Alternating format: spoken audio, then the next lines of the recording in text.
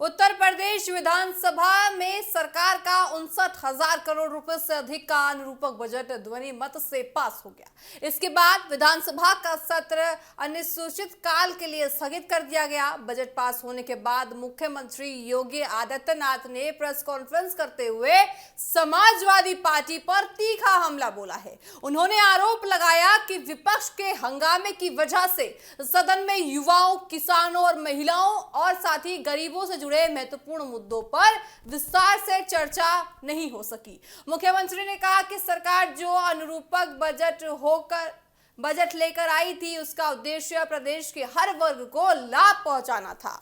उनके अनुसार इस बजट में युवाओं के लिए रोजगार और कौशल विकास, किसानों के लिए राहत और कृषि योजनाएं, महिलाओं के लिए सुरक्षा, सशक्तिकरण तथा गरीब परिवारों के लिए कल्याणकारी योजनाओं का प्रावधान दिया गया था। लेकिन सदन में लगातार हंगामा होने के कारण इन योजनाओं पर सही तरीके से चर्चा नहीं हो पाई।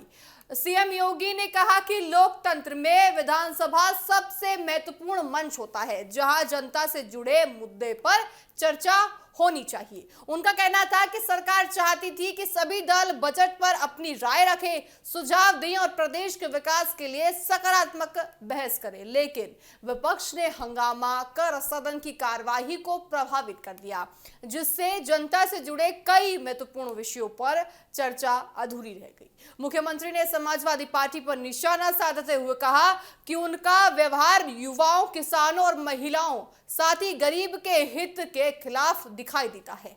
उन्होंने कहा कि जब सरकार इन वर्गों के लिए योजनाएं लेकर आती हैं, तब विपक्ष को रचनात्मक भूमिका निभानी चाहिए। यदि किसी योजना पर आपत्ति होती भी है तो उसे सदन में तथ्यों के साथ रखना चाहिए, लेकिन हंगामा समाधान नहीं दिया जा सकता।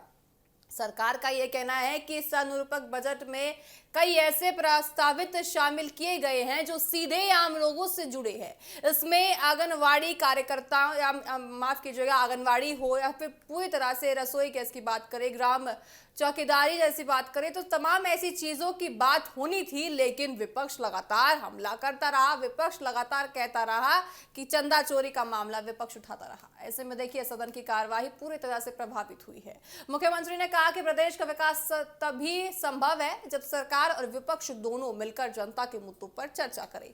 उन्होंने कहा कि लोकतंत्र में असहमति होना स्वाभाविक है, लेकिन चर्चा और संवाद के माध्यम से ही बेहतर निर्णय लिया जा सकता है। उनका आरोप था कि विपक्ष ने इस अवसर का सही उपयोग नहीं किया। साथ ही साथ आपको बताएं कि वहीं दूसरी ओर विपक्ष लगातार सरकार की नीतियों और बजट को लेकर सवाल उठाता रहा है। विपक्ष का कहना है कि सरकार को सिर्फ बजट पेश करने की बजाय ये भी बताना चाहिए कि पहले घोषित योजनाओं का कितना काम पूरा हुआ है और कितनी योजनाओं का लाभ वास्तव में पहुंचा है। विपक्ष का मानना है कि सरकार को रोजगार, महंगाई, किसानों की आय और कानूनी और वास्तव में जैसे मुद्दों पर जवाब देना चाहिए। राजनीतिक जानकारों का यह कहना है कि विधानसभा में बजट को लेकर हुई ये बहस आने वाले समय में भी राजनीतिक चर्चा का विषय बनती नजर आ रही है। सत्ता पक्ष इसे विकास का बजट बता रहा है, जबकि विपक्ष सरकार की नीतियों पर सवाल उठा रहा है। ऐसे में दोनों पक्ष अपनी अपनी तर्कों के साथ जनता के बीच जाने की तैयारी कर रहे हैं। ऐसे में देखिए कहा जा सकता है कि विधानसभा का यह सत्र पूरी तरह से गर्माहता नजर आ रहा है। अनुरूपक बजट की बात करें तो अनुरूपक बजट का उद्देश्य आमतौर पर उन योजनाओं के लिए अतिरिक्त धन उपलब्ध कराना होता है जिनके लिए पहले से तय बजट पर्याप्त नहीं होता।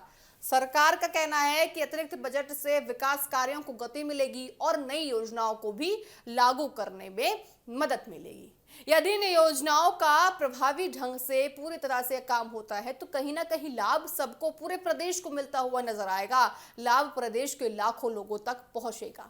मुख्यमंत्री योगी आदित्यनाथ ने यह भी कहा कि सरकार विकास के एजेंडे पर लगातार काम कर रही है और प्रदेश के हर क्षेत्र में निवेश, रोजगार और बुनियादी सुविधाओं को बेहतर बनाने का प्रयास किया जा रहा है। उन्होंने भरोसा जताया कि सरकार जनता से किए गए वादों को पूरा करने के लिए प्रतिबद्ध है।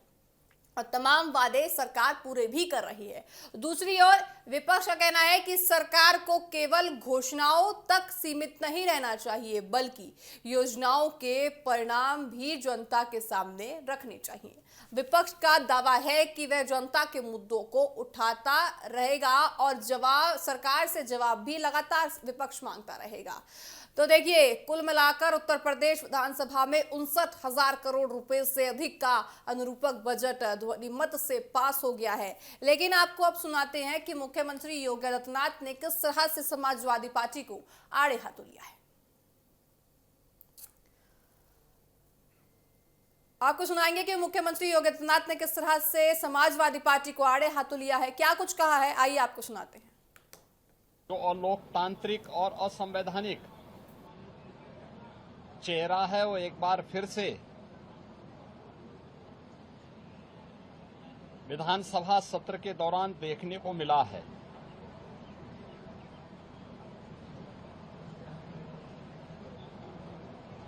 विधानसभा सत्र को हंगामे के हवाले करना,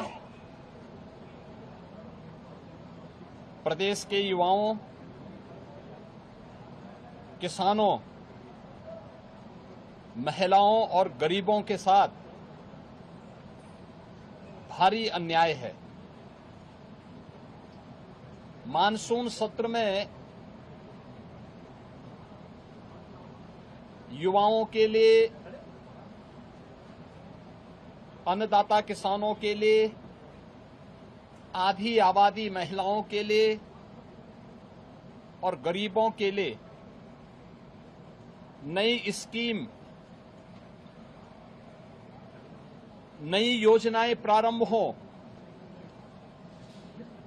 युवाओं के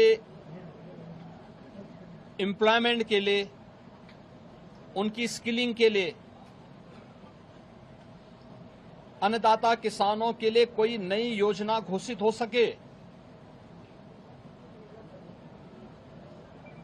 गरीबों के कल्याण के लिए कुछ नए कार्यक्रम आगे बढ़ सकें और महिलाओं के सम्मान और उनके स्वावलंबन के लिए भी कुछ अतिरिक्त प्रयास आगे बढ़ें। इसके लिए हम लोग 59,000 करोड़ रुपए से अधिक की अनुपूरक बजट को भी लेकर के आए थे, जिनके लिए इन सभी मदों में धनराशि की व्यवस्था भी थी। नई योजनाओं को घोषित करने के लिए चर्चा विधानसभा में हो सके, इसके लिए उन कार्यक्रमों के साथ हम लोग आए थे। लेकिन समाजवादी पार्टी के नकारात्मक रवैये के कारण युवाओं के मुद्दे पर, अन्नदाता किसानों के मुद्दे पर, महिलाओं के स्वावलंबन के मुद्दे पर या गरीबों के लिए बनने वाली वेलफेयर की अन्य स्कीमों के मुद्दे पर सदन में समाजवादी पार्टी ने कोई चर्चा नहीं होने दी। इनका ये आचरण असंवैधानिक भी है, युवा विरोधी है, किसान विरोधी है, महिला विरोधी है और गरीब विरोधी भी है। युवा विरोधी, किसान विरोधी, महिला विरोधी, यहां मुख्यमंत्री ने सपा को करार दिया है।